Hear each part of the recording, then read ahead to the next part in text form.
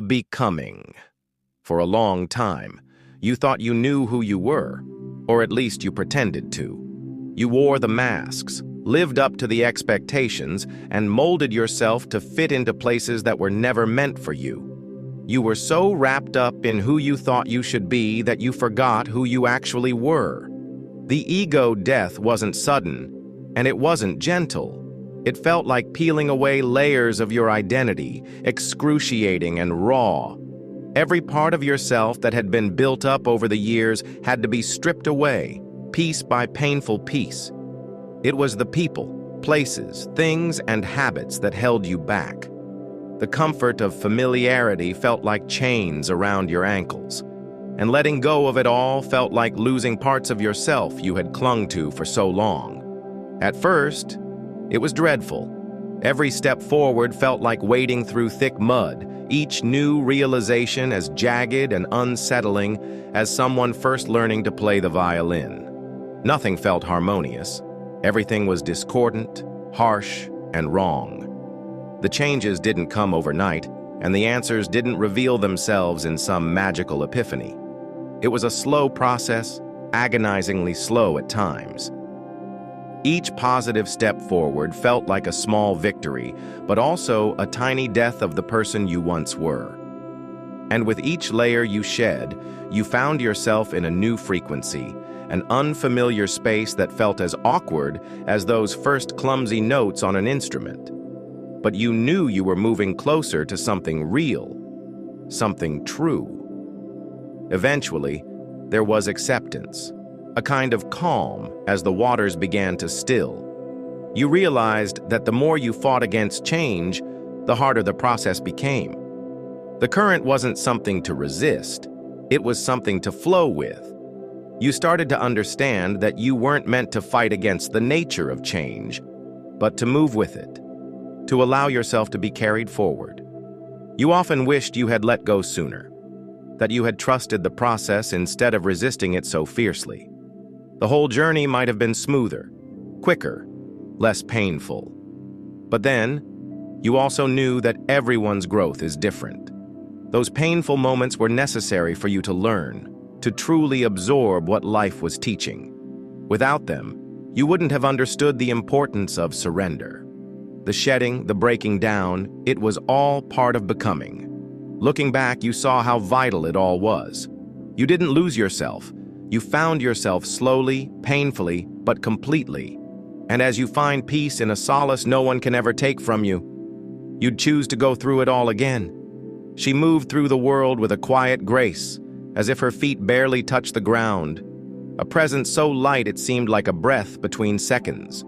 Her energy was soft but not fragile, a quiet strength, like the stillness of the ocean at dawn, when the sky first bleeds its colors of brilliance. There was something otherworldly about her, as though she carried with her the weight of stars and dreams yet to be born. Her eyes, deep with mysteries unsaid, held the kind of knowing that made you feel both seen and unseen concurrently.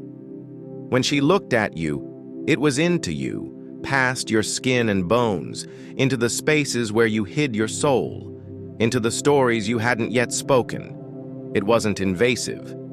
It was healing. Her gaze was a balm, gently nudging you to be more than what you ever allowed. She didn't need to shout to fill a room. Her presence was enough. The air shifted subtly around her, as though the elements themselves recognized her essence. Her unguarded laughter sounded like the wind playing in the trees, a fleeting, delicate thing that left you aching to hear it again. When she touched you, even if by accident, it felt like a reminder of something eternal, something that didn't belong to this world, but had somehow found its way here. It wasn't about the warmth of her skin or the softness of her hands. It was the energy that radiated from her, the way she connected with life, with the unseen threads that bound everything together. In her silence, you felt peace. In her presence, you felt possibility. She didn't demand attention or admiration, but simply by being, she inspired a quiet reverence. There was a lightness to her, a floating cerise that she could drift away at any moment, back to wherever it was she came from. But until then, she remained, a reminder that some people carry magic not in the harmony of their words or actions, but in the gentle, ethereal glow of their being. It's pivotal to follow your intuition when it comes to creating the life of your dreams. Only you know what truly resonates with your heart and spirit. Your dreams are unique, shaped by your personal experiences, desires, and values. No one else, no matter how well-meaning or experienced, can fully understand the vision you hold for yourself. Their advice might be based on their perspective, goals, or fears, which may not align with the path you're meant to take. Your calling is deeply personal. It's not something that can be decided through consensus or group chats. When you seek validation or rely too much on external advice, you risk diluting your authentic path and stifling your growth. Others may offer well-intentioned advice that isn't relevant to your true purpose because they can't feel the pull of your intuition the way you do. Quietly keep your moves between you and your authentic spirit. Trust that inner guidance. It's connected to something far deeper and wiser than any external opinion. When you honor that connection, you're stepping into the life you're meant to live, rather than settling for a version that someone else believes is right for you. The universe will give you signs to follow if you're open to receive them. Good luck and peace be with you. Your power. How you choose to focus your energy greatly influences and dictates how you feel on every level. You have the choice to choose thoughts, moments, vibrations, and energies that enhance and uplift you. You are the guide, the conductor, the creator. Nothing has happened to you, but all for you. And although it may not seem empowering to take responsibility for certain things that occurred in your life, it actually liberates you from the victim mentality. So you can step back into your sovereignty as creator of your reality, from victim to victor. With positive affirmations and mantra repetitions, we retrain and recalibrate the functioning of our minds and ego to align with the heart and soul. As humans, we have the ability to resculpt our brains and inner operating system the same way we do so without muscles, with consistent, intentional, healthy exercises and practices. Thoughts are chemical and produce our emotions and feelings, and thus our external reality. Infusing our inner workings with positive, high frequencies shifts the dynamic of all ways in which we work, allowing us to reclaim all aspects of ourselves and harness our power to make it work for us, rather than against. Tap into yourself and surface your blockages, fears, and worries, and completely shift them by writing the opposite and affirming the positive to be so, and so it is. Breaking the cycle. How healing trauma unfolds through the spiral of transformation. Healing from trauma is like traveling through a spiral. At first, the journey feels long and heavy, starting from the outermost layer of the spiral. This is where the pain or memories might feel distant, yet overwhelming when they rise to the surface. It bubbles up, demanding attention and release. When the bubble pops, it feels like a wave of emotions crashing through a necessary part of the process to clear that layer. Once that outer layer is worked through, you find yourself moving inward into the next layer of the spiral. This layer, while still challenging, doesn't take as long to navigate. Each new layer reveals more clarity, deeper insights, and greater freedom. The bubbling of trauma continues at each layer, but with less intensity each time. As the spiral tightens toward the center, the cycles become shorter and more manageable. Eventually, you reach the core, the heart of the wound, where the pain no longer holds power over you. By this point, the bubbling becomes a faint memory, a passing whisper, and it pops quickly, leaving nothing but peace. You realize the weight is gone. It no longer defines or controls you.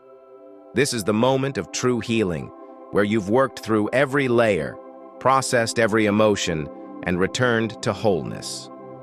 Healing may be a spiral, but every step forward brings you closer to the center of yourself, where freedom, empowerment, and light await. Peace be with you. Pride, particularly in its imbalanced or excessive form, can be spiritually dangerous. Pride fosters a false sense of self and creates disconnection from reality, others, and even one's higher purpose. At its core, pride becomes dangerous when it turns into arrogance or hubris, a distorted self-perception where one begins to see themselves as infallible, superior, or entirely self-sufficient. This creates a spiritual blindness, a failure to acknowledge our limitations, vulnerabilities, or the interdependence we have with the world around us. When pride dominates, it encourages illusions of control, power, and invulnerability. It can lead a person to believe that they are beyond error or accountability. This not only distorts their perception of the world, but also of themselves, preventing growth, humility, and the capacity to recognize and learn from mistakes. Over time, the individual becomes disconnected from their true self, living in a delusion where ego drives every action and decision. From a spiritual standpoint, pride can sever the essential connection we need with others and with the divine, which often requires humility, surrender, and an openness to guidance. When we are too proud, we may resist seeking help or fail to recognize the wisdom in others. Instead of being in alignment with truth and compassion, excessive pride puts up walls, reinforcing the false belief that we are self-sufficient or better than others. Spiritually, this creates a separation between the ego and the soul. While the soul seeks unity, peace, and truth, pride pulls us away from these core spiritual values. It harbors isolation, leaving us alone in our own delusional bubble, where the pursuit of power or recognition overshadows deeper, more meaningful connections. In this way, pride cuts off spiritual growth, leading to stagnation or regression. To maneuver pride is to be aware of this imbalance and to constantly check one's motivations and sense of self. Practicing humility, acknowledging our limitations and remaining open to learning from others and life are key to keeping pride in halance, preventing the spiritual dangers it brings. The red strings of eternity. She remembers it all in flashes, like red threads of a spindle unraveling before her eyes. They come when she least expects them, when the house is quiet and her tea cools on the windowsill, or when a stray sunbeam hits her skin just so, warming her like the desert sands she once knew. She doesn't talk about it much, these memories that have lingered through the ages, yet in quiet moments, they surface, and she feels like she is made of many lives, many selves. In one life, she was a shaman healer, her hands stained with herbs and earth, kneeling beside rivers to gather wild plants by moonlight. She recalls the rough texture of bark against her palms, the sacred circles of women who came to her under starlit skies, seeking wisdom, healing. The smell of sage and rosemary still clings to her somehow, and every time she walks by the ocean, the memory of her hands cupping water, whispering thanks to the river goddess, floods her senses. She remembers walking alongside her people on the Trail of Tears, the quiet sorrow of that journey, the prayers she murmured to the ancestors, and the medicine she carried in her pouch. Herbs, stones, and ashes, she jumping timelines. Leaving outdated patterns and relationships behind. Jumping timelines means making significant leaps in personal evolution that feel beyond the usual pace. It's like bypassing what could have been years of gradual change to suddenly find yourself in a new space of clarity, power, or understanding. This acceleration happens when you're no longer bound by the usual expectations of progress and when you've fully embraced what no longer serves you. A key component in this leap is the ending of certain phases and relationships that you naturally outgrow. As you shed outdated habits, beliefs, or connections, you release the energy that held you in old patterns. It's like unlocking a door to a faster timeline, one where you can step into a version of yourself that was waiting for the right conditions to emerge. When you outgrow relationships, it can feel painful at first, but it's a necessary part of this process. These connections served a purpose for where you were, but as you evolve, they may no longer resonate with your newfound self. Holding on to them can slow your progress, tethering you to a timeline that doesn't align with your growth. By letting go of these ties, you create space for new experiences and people that match your current frequency. This is when you begin to jump to a more aligned, advanced version of yourself. You're no longer just trudging through the steps of change, you're manifesting in real time, allowing your journey to unfold more fluidly and rapidly. Jumping timelines in personal growth is about recognizing when it's time to end cycles, release outdated attachments, and envelop the path ahead with trust. It's an acknowledgement that growth doesn't always have to follow a linear, predictable pattern, but can instead move in leaps when you're fully aligned with your highest potential. The unbothered woman is a feared woman. The unbothered woman walks through life with an air of quiet confidence that turns heads and silences whispers. She is not indifferent. She feels deeply, loves fiercely, and lives authentically. Loot the no longer allows the no's of the world to disturb the rhythm of her soul. Her energy is sacrificial, and she spends web intention, knowing her worth won't tied to the oppositions of Theon. She is unbothered not because she doesn't care, but because she's learned to prioritize peace over chaos.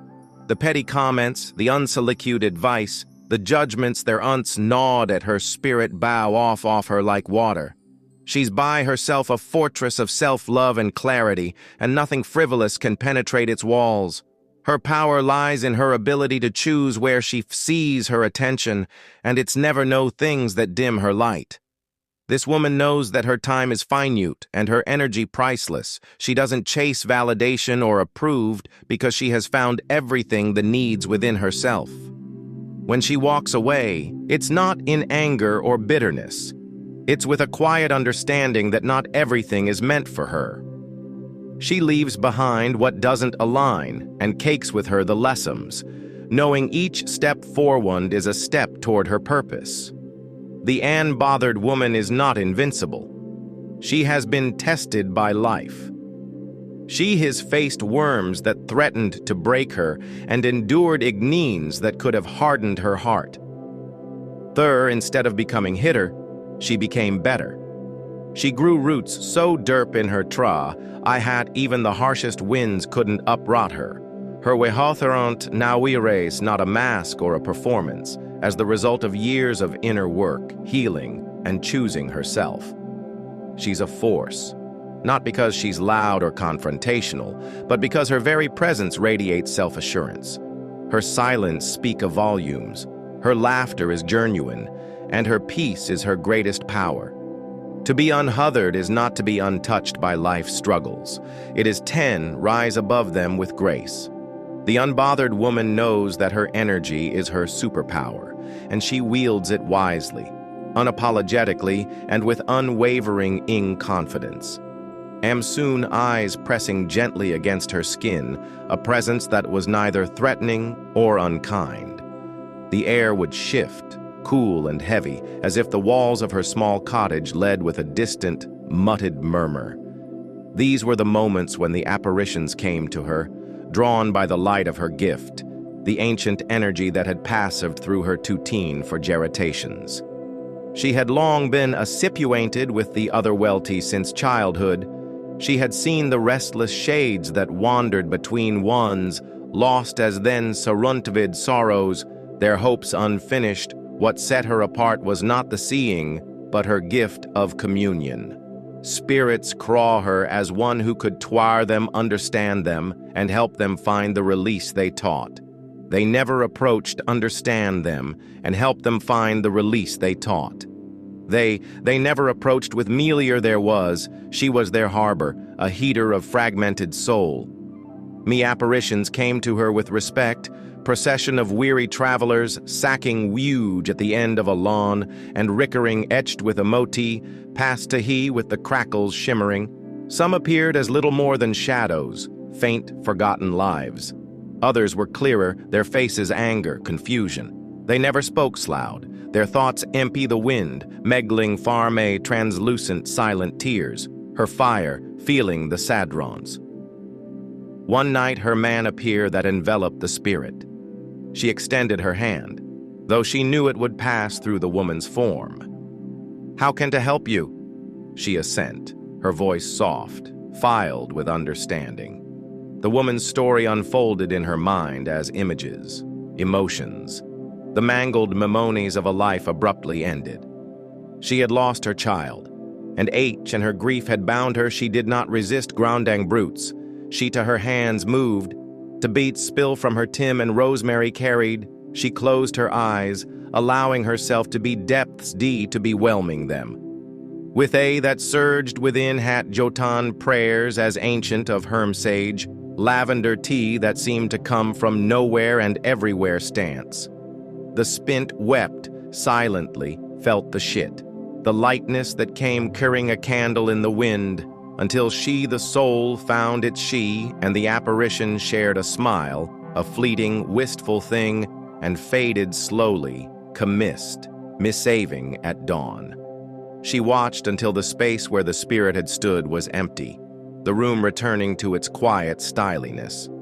She sat down heavily, her body tired, but her Bart Mill ext Suf she helped, took something from Berbe heart full. Each soul she helped took something from her, but they also left her with sense of peace, in knowing they were no longer lost. This was her part her calling ever questioned why the spirits sought her out, only that they needed her. They always came with reverence, drawn to her healing energy, and she always gave them what they sought, rest, release, and a final whisper of comfort before they disapward me the great beyond. It was not a burden, but an honor, and as long as they sailed upon her, she would show them the compassion they so desperately sought. Your story is about to change so epically. 2025 is going to make your heart and head spin. All the time and effort you put into mastering yourself is about to satisfyingly pay off. The way your journey has been set up is a pure work of art. This next breakthrough is going to confirm that. Every ounce of magic in you is about to triple in size. Take a second to enjoy the present moment. It won't be this way for much longer. You're approaching the final steps of the tunnel, but you're slowly realizing that the light you were chasing at the end of it always stemmed from within you. Be at peace. 2025 is going to leave a permanent smile on your face and a lifetime of joy in your soul.